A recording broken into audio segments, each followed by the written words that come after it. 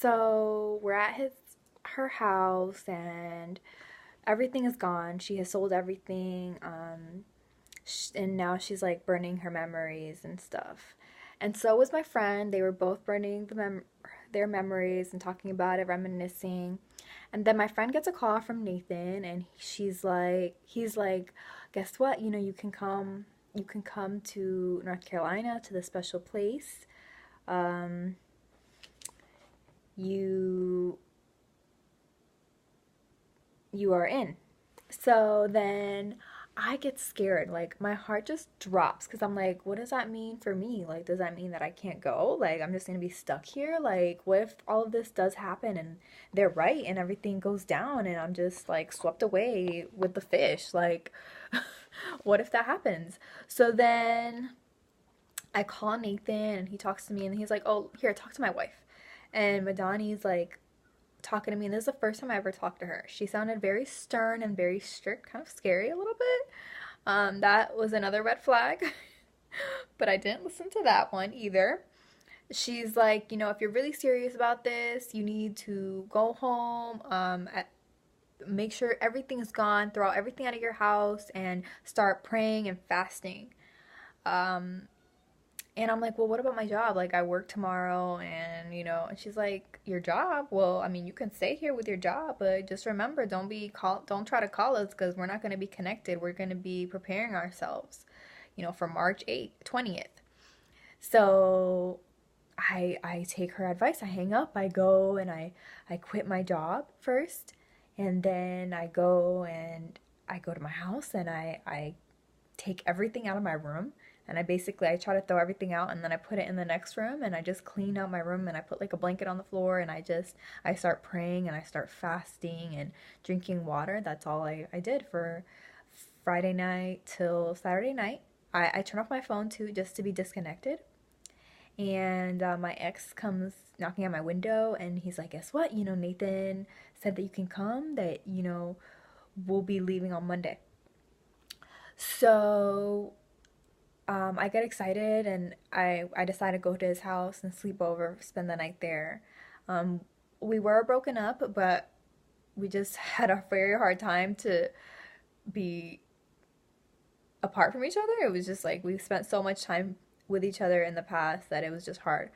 So I spent the night there, and the mom wakes us up the next day, and she's like, "All right, you guys need to pack and get ready because we're leaving tomorrow morning early, and we're leaving early in the morning."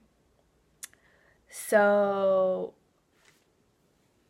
the plan was that my friend was gonna come over, and we were gonna sleep there and just all go together early in the morning on Monday morning. But so I go to my house, I start packing, and then like an hour or two later, I get a call, and my ex is like, Adani called us, and she says that we need to get on the road ASAP, that the roads are cracking, that things are happening, that we need to move uh, before we're stuck here. So my mom's about to leave, and he said like she's backing up the car now. So if you want to come, you come and call your friend. So I call my friend. I'm like, look, we have to go. We have to go. Like, meet us at her house in an hour. And so I pack everything that I had. Like, I threw clothes in a bag, and I took like the little belongings that I still had. And I left and I went to their house, my friends there. We all get in the car and we head to North Carolina on March 8th on a Sunday. We get there at 7 o'clock at night, and before we're allowed to go inside the house, we aren't allowed to bring anything of our belongings in the house because they aren't clean. They're unclean. They're And then she cleanses us with sage. She burns sage and she just goes around everybody and then she says some things before each person comes in. She was wearing all white. I'm pretty sure she was already. I don't even remember anymore. Then we go in and there I meet Nashika Bramble, her two beautiful, gorgeous daughters with the most beautiful hearts. And they seem so genuine and they're like telling me they about I don't, the tree of life and like all the beliefs that the mother has put in their head. And I'm like, wow, like I'm over here like thinking this is so amazing. I'm like, wow, this is so amazing. Like here's this kid that knows more than me.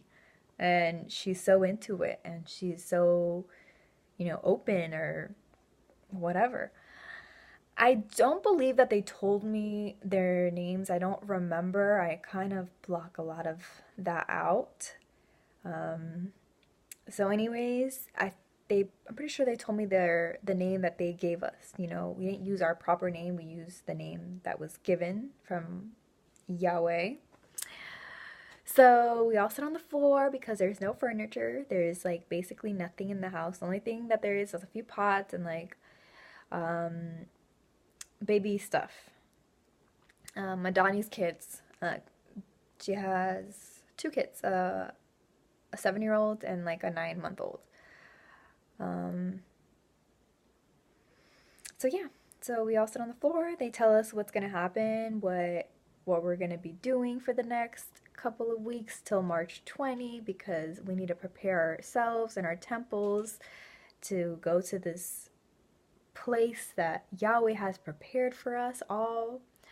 And then they tell us, if you really want to be part of this, you all have to shave your heads and shave from head to toe because you are unclean. You've been around the world and you've been around a lot of entities and spirits, and we need to remove all of that from you. And they like to attach to your hair, something along those lines. And I was like, damn, like, I don't think I want to shave my head. But I guess if I don't want to swim with the fish, and they always said, like, hey, the door's right there. If you feel like you want to leave, if you feel like this isn't for you, just don't come knocking back because once you leave, this door is not opening at all. Um, so the next day, they get a few more things, and then we start doing our thing. Everybody shaves their head. Everybody shaves their head and head to toe, eyebrows and all, like eyebrows. I had no eyebrows. Then we all take a bath individually, and Madani is there, and she cleanses us.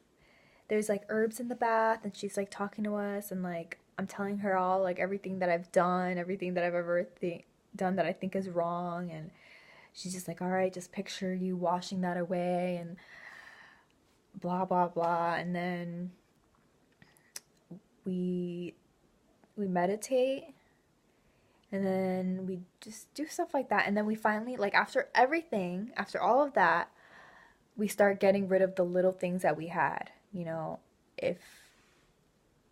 If it wasn't natural, we couldn't keep it, supposedly. So I'm getting rid of, like, I brought like a purse. I threw that out. I threw anything that I had except like the few clothing that I brought because we were supposed to get new clothes, but the cloth hadn't come in yet. It wasn't delivered, and it was 100% cotton cloth. That it was organic, had to be organic because it had to be natural. It hadn't been delivered. So we were just gonna wear our clothes till we got that, and then we just threw everything out.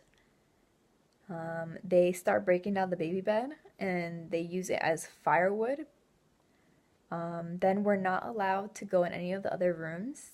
They say that the other rooms are unclean, so we need to stay in the living room. Everybody.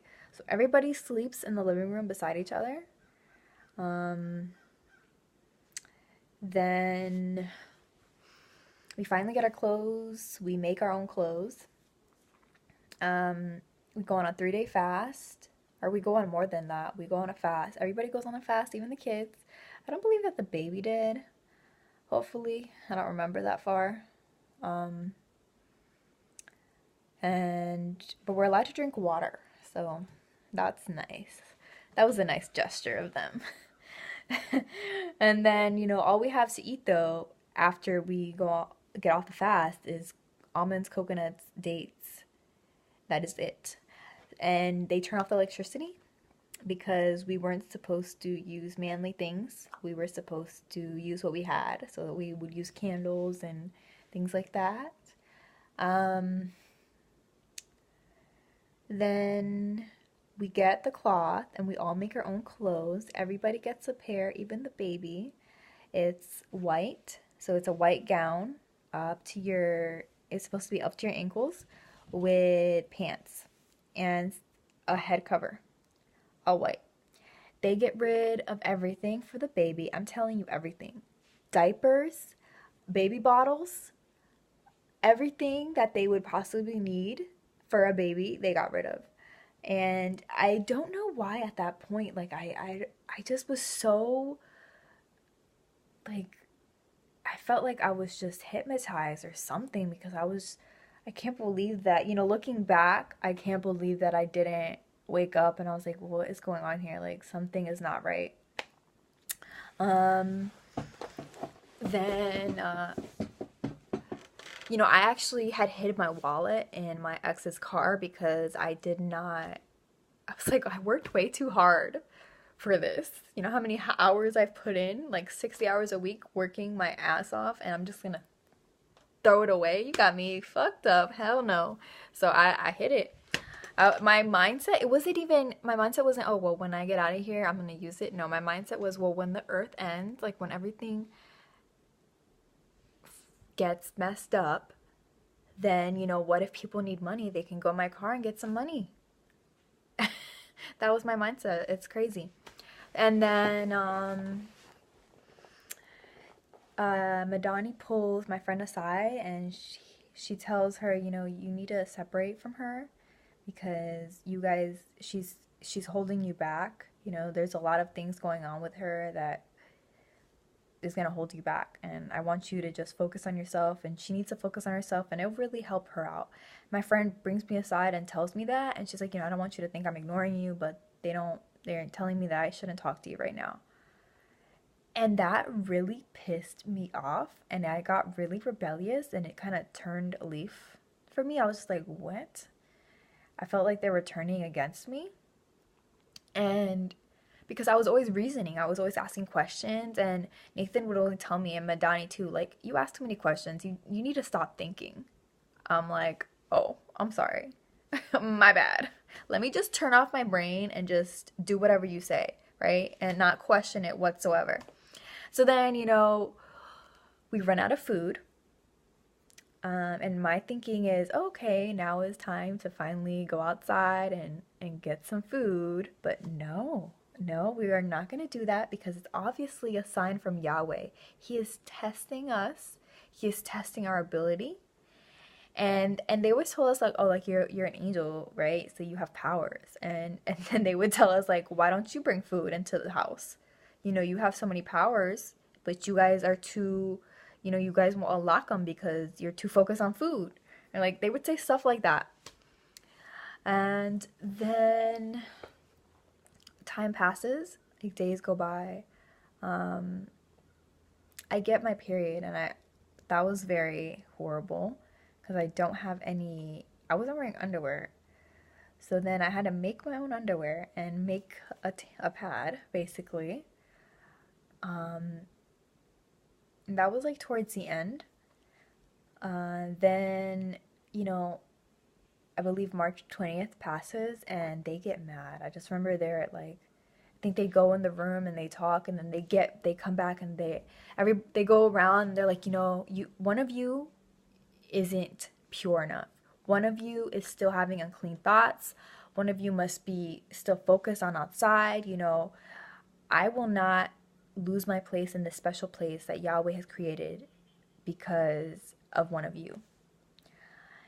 And just ridiculous. So I think we all start, talking about our sins and everything. Now, going back, every morning and 3 times a day, basically, we would pray. Like, in the morning, we'd wake up, we'd pray, sing, and we'd tell our dreams 3 times a day.